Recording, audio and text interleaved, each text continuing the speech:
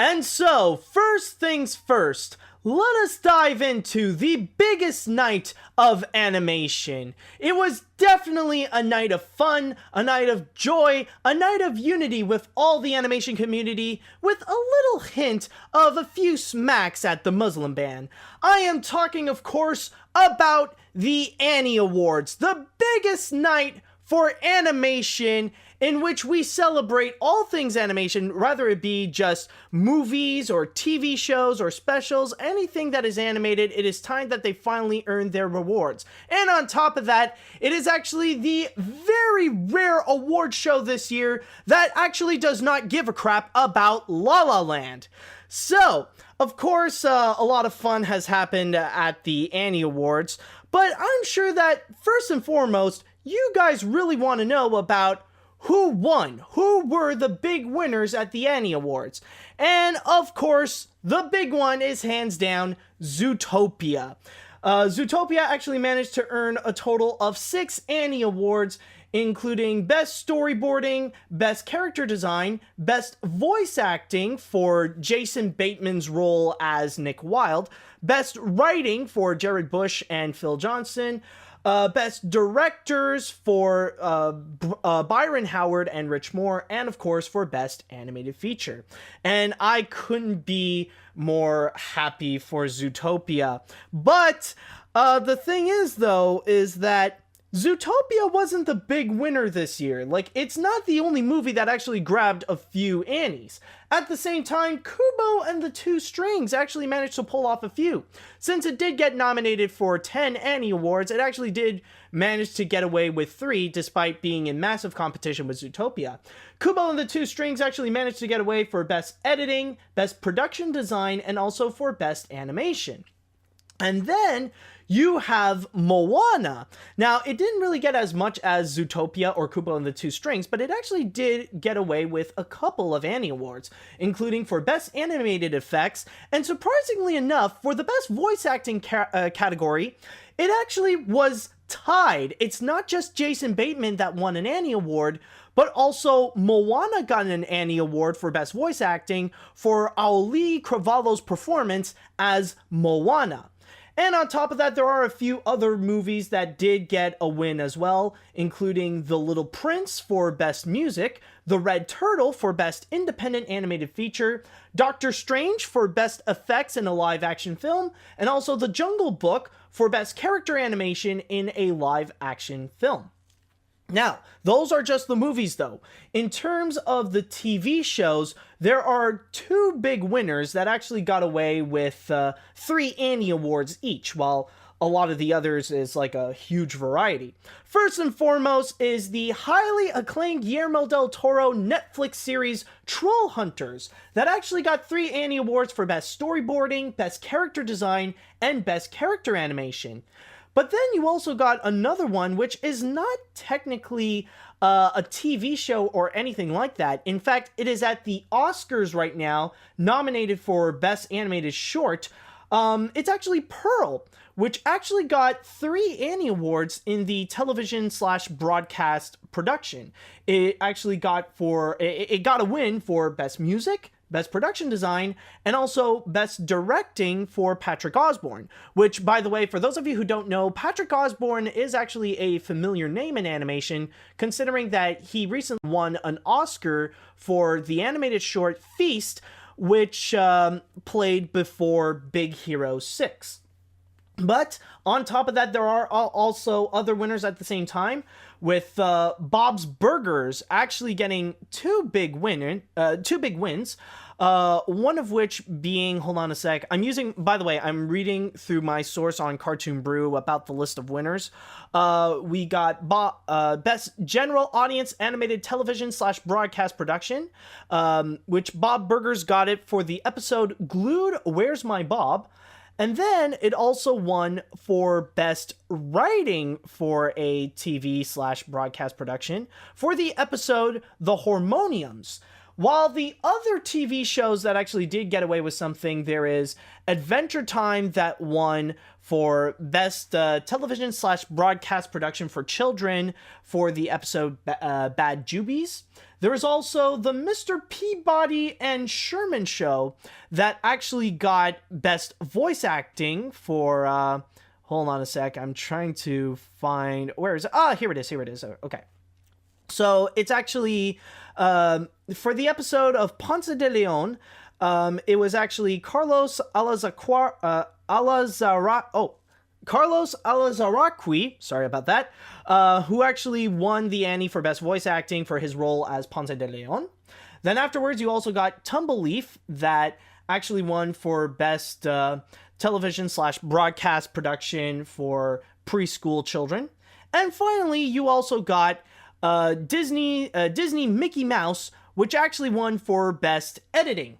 But on top of that, it's not just that. It's not just those winners, like not just the animated projects, but there are also some people that did receive some Annies as well. And I'm talking, of course, about the Juried Awards. Now, in the Winsor McCay Award, which is kind of like the Lifetime Achievement Award in animation, they are given to Disney animator Dale Baer, to National Film Board of Canada's Caroline Leaf, and also the director of Ghost in the Shell, Mamoru Oshii.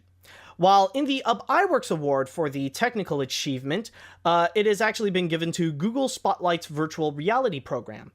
And then you also got June Foray Award for their significant and benevolent of charitable impact on the art and industry of animation, given by the directors of Fern Gully, The Last Rainforest, Bill and Sue Croyer. And finally, the Special Achievement Award has been given to the documentary Life Animated.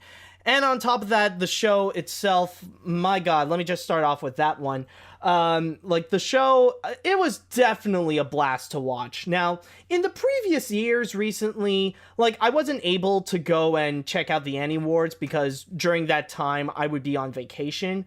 But luckily this year I finally managed to catch up with the Annie Awards, and like I said before, it was just an absolute blast to watch. It was definitely a lot of fun. Like the presenters are absolutely a blast, and I definitely enjoyed a lot of them. Like they would always come in twos, by the way, where you get like a lot of great comedic duos in there. These would include Ali Cravalho and also the voice of Belle, Paige O'Hara, coming in. Like they were the last presenters, and then there was also John Musker and Ron Clements. Those guys are an absolute blast to watch. You also have Glenn Keane and Kobe Bryan, who came in. They are absolutely enjoyable together. Like that was a lot of fun. There are a lot of others as well, but those are just the ones that I can think on top of my head that are definitely fun to watch. But yeah, like each presenter, like they really brought out their own comedic spin onto the presentation. It was just definitely a lot of fun, and like you could definitely feel the air that they were just hanging out with a bunch of friends, and just like they were mostly there not just for the award show but also to have a good time. And by the way, like this is something that's very interesting to note regarding the Annie Awards. For those of you who don't watch it, this is actually a very rare award show in which recently they decided to not have any host. Like beforehand, like there is the usual like host for the ceremonies and all that stuff, but recently they decided to drop it. It's not really that great of an idea to always have a host, so they decided, you know what, we're just gonna keep it to just the presenters to have their time to shine in the award show. And you know what? It really does work. Like, you don't necessarily need a host in order to present a great award show, you know? Like, I know there are some examples that could prove me wrong, like with the Tony Awards, which are always amazing to go and watch. But then again, you also have, like, the Oscars or even the Golden Globes that can prove my theory right onto that sometimes having a host is not always a good idea. But no, the Annie Awards managed to pull it off very well. And I mean, like, even when watching it, like just looking at it, I feel so happy to be like, I wouldn't say a part, but just, you know, I just feel happy that I feel like my passion, my love for animation is like really strong, and just watching an environment that just celebrates animation is just absolutely beautiful. Like, it really did made my night. And I definitely do feel that the people at Asifa Hollywood did a great job with this year's presentation. It definitely was a blast. Oh, and by the way, I just want to make a quick mention right now, to mention a late happy birthday to the president of Asifa Hollywood, Jerry Beck. So you guys can, if you guys are listening to this, you can go and give a shout out of a late happy birthday to Jerry as well. Just a quick little mention that I want to say. Oh, also, I just realized another great example of great presenters at the Annies is actually Tom Kenny and also James Hong. That was definitely a lot of fun to check out as well. Okay, so with that said, though, is there anything else? I don't think so. No, not in terms of the shows. Okay, but anyways, going back into my thoughts on the winners. Like I said before, I am definitely happy that Zootopia was the big winner. It definitely deserved all the Annies that it has received. Some of them are a bit surprising, but I'm definitely glad that it definitely earned the wins for writing and directing and like just best animated feature altogether. But at the same time, I'm glad that Zootopia won big this year. But I'm also really glad for Zootopia that it didn't win too big. Like, it didn't completely dominate the Annie Awards and it took everything. It's not like with Inside Out last year or like with La La Land this year. Like, it won a lot, but it didn't win too much to overshadow every other animated film. Like, Kubo and the Two Strings actually managed to get away with a few, and even Moana managed to get away with a few. Like, the one thing that I was surprised but really happy about is the fact that Ali Cravalho won for Best Voice Acting. That was the one thing that I was totally rooting for. And I'm glad that it actually happened, but it was really surprising at the same time where we actually did get a tie for Cravalho's performance, and also with Jason Bateman as Nick Wilde in Zootopia, which he did a great job, by the way. Like, Bateman's performance as Nick is just definitely fantastic, and it definitely is worth it. But no, definitely I'm glad that it didn't overshadow it. But on top of that, also giving it to other movies as well, not just Kubo, not just Moana, but there's also The Little Prince that actually did walk away with one win for Best Music. Honestly, I was surprised about it, but the soft little music that keeps on playing in The Little Prince, I guess I kind of forgot about it. In fact, well, I'll be honest, with The Little Prince, I kind of forgot a lot about it, but yeah, I guess, you know what, I'm not complaining about it. It is pretty interesting. But then you also got The Red Turtle, which actually did win for Best Independent Animated Feature. Oh my god. I have seen The Red Turtle. I absolutely love it. It's one of those movies that's just the more simple that the movie is itself, the better that it is. It's very interesting how it is actually made by Studio Ghibli, because it does have a bit of that Studio Ghibli air into it that's just showing like a slice of life movie. It's a little bit in the similar veins of like Totoro or Kiki's Delivery Service, or even The Wind Rises. It's kind of like those movies, but the whole theme is that there is a guy who is stranded on a deserted island, and somehow there's this red turtle that came in and became a woman, and thus that's his life right there. But yeah, definitely moving, definitely powerful. I really enjoyed that film. Like, if ever it comes out on DVD or Blu-ray, if you're listening to this, go and get it. It is definitely worth watching. It is absolutely beautiful. Now, in terms of the TV productions, I would have to say right now that the biggest surprise for me would have to be the fact that Pearl actually won so much in the TV categories and stuff like that. I can imagine eventually in the future, like maybe later in the 2020 decade, Asifa will probably have no choice but they got to go and create a brand new category made specifically for virtual reality programs, because the big thing in the Annie Awards is that the iWorks Award went into Google Spotlight's virtual reality program, in which they pretty much went and created, just want to know what's the name specifically, they created Google Spotlight Stories. And I'm not going to deny Pearl is, Pearl definitely deserved to get the Annie Awards that it got, but it is kind of weird that it would win in the categories of the TV broadcast production. So I don't know, like eventually it might be something that ASIFA will eventually bring up, that they gotta eventually separate TV broadcasting with virtual reality and give it their domain.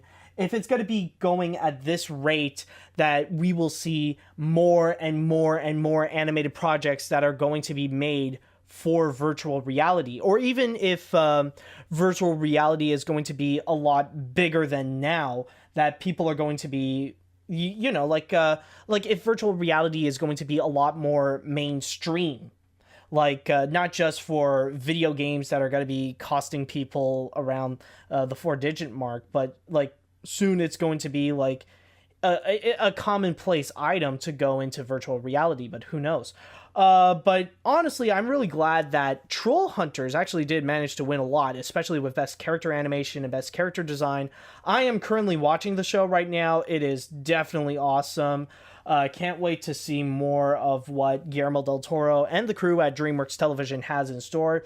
But yeah, definitely deserves the Annie wins, especially in the animation, because my God, I just got to say that the animation that's done in there, it's even better than some of the movies that I've seen, actually. It is, just tiptoeing its way to be, feature quality. You put that on the big screen, and it wouldn't actually be that bad. It would actually be acceptable, But yeah, it's definitely great with all the wins that they got right there.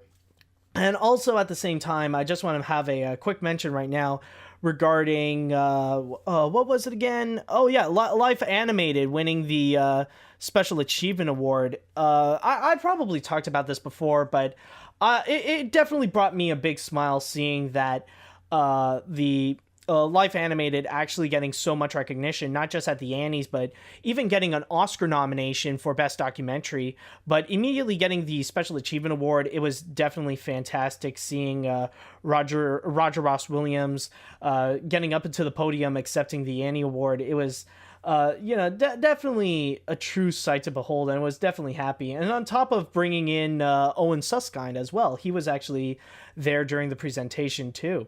So, yeah, I'm just definitely glad that Life Animated brought up the, it actually got the, it got the recognition that it deserved. And, I guess with all that said, I would have to say that, that's pretty much the Annie Awards of this year. I definitely had a great time watching it through live stream. Maybe one day there will be a time when I can actually go and see it live. But I just want to say right now, congratulations to all the winners and to all who got nominated at the Annie Awards this year. And we will see what's going to be happening next year at the Annie Awards, when things will start to be brewing, when things can probably get interesting. Who knows? But definitely great job, ASIFA. Just keep up the great work bringing in something like this every year. Just I definitely had a blast celebrating animation. Hey guys, this is Animat. I just want to remind you guys that this is just a little taste of what you can get with the Animation Podcast. This is not all of it. If you guys want to go and listen to the full episodes of the Animation Podcast, then allow me to show you some of the different ways that you can go. First off, you can actually go on the website that it is hosted on, Filmbook, so you can go directly onto there. You can also go and check out the official Filmbook Podcast YouTube page, so at least you don't have to go away from YouTube and you can listen to the podcast right there. But if you would like to listen on the go, like if you want to listen it to on your phone or on your iPad and all that kind of stuff, then you can listen to it on either iTunes or you can listen to it on Android. So those are all the different options, and if you'd like to have more info, then all you have to do is just check in the description down below. And with all that said, I just want to say thank you guys so much for listening, and until next time, see you later, dudes!